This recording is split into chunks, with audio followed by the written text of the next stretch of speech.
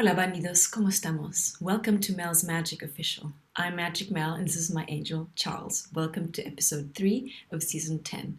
And I thought for this third take of the evening, my final one, we're going to pull a card from the Divine Feminine deck. Yeah?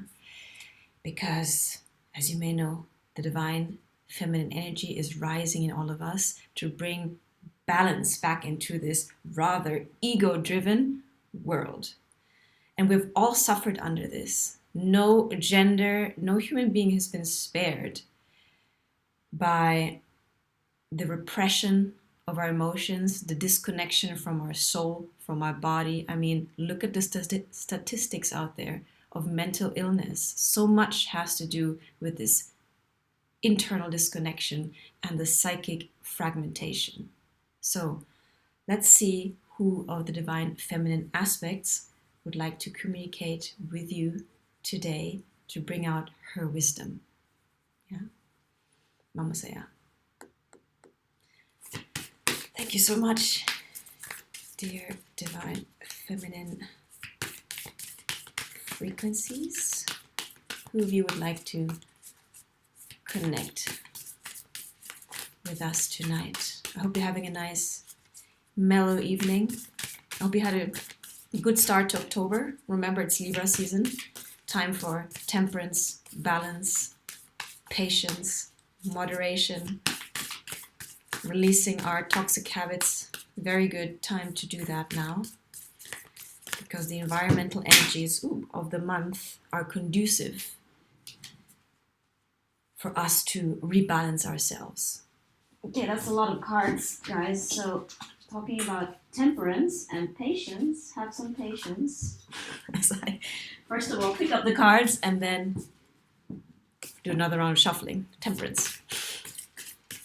You know, we're kind of spoiled nowadays with instant gratification. Everything has to happen immediately. I mean, I'm part of that. Like, I'm sometimes so impatient with myself and situations and other people. And I need to, hey, okay, we are the center of our own universe, we create our own reality, but we are not operating alone here. There's other people involved. We gotta flow. And frustration, resistance, pushing against is not pleasant. Okay, out came Mai Bhago, the warrior saint. I am a warrior of love. My devotion attracts resources and support. Here at Mel's Magic Official, my patron tribe is called Magic Mel and the Love Rebels, because to love, in the biggest sense nowadays, is a rebellious act. Coming back into connection with self-love that automatically connects us with Source will enable us not only to create inner harmony, but to create harmony outside. And I know harmony is a laden word,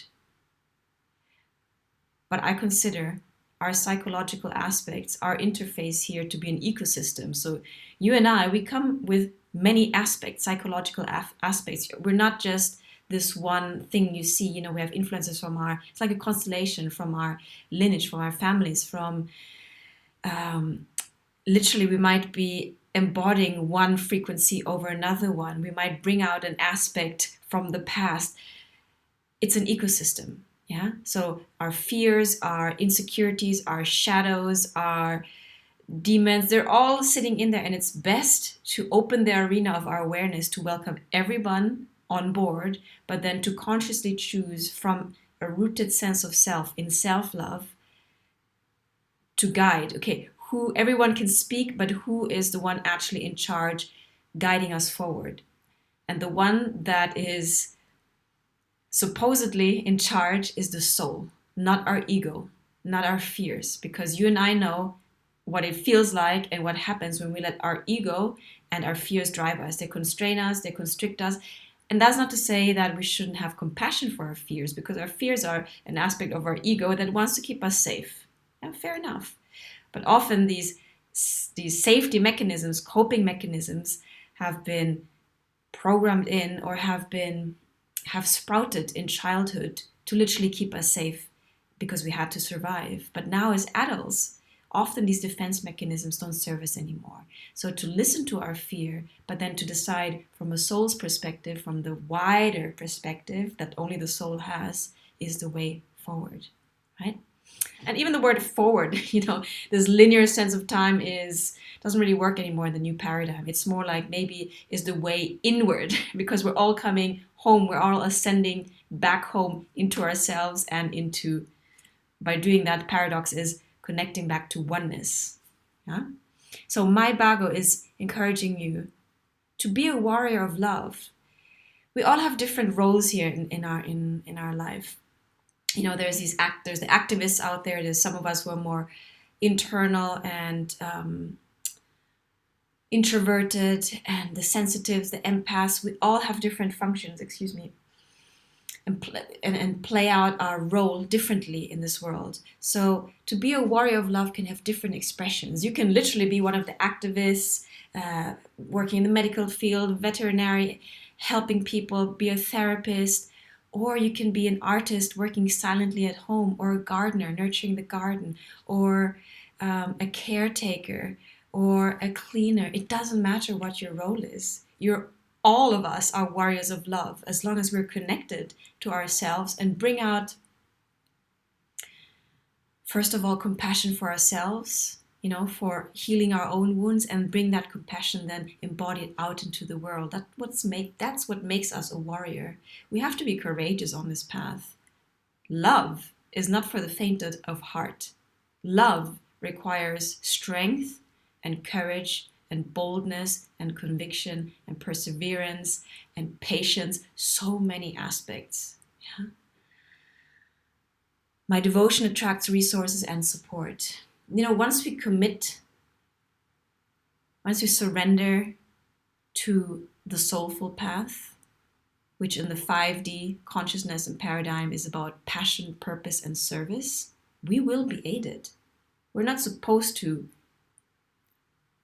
deliver our soul's purpose, live out our soul's purpose on our own, necessarily. I mean, you could be, again, the artist working at home, but even if you're seemingly alone, you can call upon angelic help, guidance from other realms to guide you, to protect you, to resource you, to assist you, okay? So you don't have to, in that sense, do it on your own. If you feel and you think you need help, ask and you shall receive, because the universe will back you up. The universe is striking out for balance, so anyone who's in higher vibration will be extra aided, because high vibrational souls bring balance back into this 3D matrix. Yeah.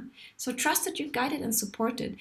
Kyle Cease, if you don't know him, I recommend you look him up. He said, very, very encouraging quote, act as if you're fully supported. Like, really embody that belief. Go out there about your mission, your purpose, your calling, moment by moment, and have the faith, the conviction that you're fully supported, that you're not doing this on your own, even though you might not see the help, even though that aid might be invisible. Yeah? Root yourself in that trust that you're fully supported, fully guided, fully protected, and fully assisted. That will make the job so much lighter. It will release your anxiety, the fretting that you think you have to do everything on your own, which is very human. No, we think we're all alone, we're us against the world. No. Lean into trust. So, are you a warrior of love? Let me know how you feel identified, or how you resonate with this, let's say, title, a warrior of love. What do you feel and think a warrior of love needs to, what kind of virtues and values does a warrior of love need to bring to the table? Let me hear what your opinion is. Okay? So I'm going to keep this episode very short. And this concludes the third video of the day. Today is this Friday, 6th of October. I hope you'll have an amazing weekend. I'll see you for tomorrow, but you've been my TGIF day. Thank God it's Friday. So let me know if this was valuable for you. Let me know in the comments box what you feel and think a warrior of love should embody, and how he, she, they should show up. And let's continue the conversation, which means pouring into each other, our attention, our presence, our time, our energy. Okay? Sending you lots of love. Charles and I have got your back. Ciao, bandidos.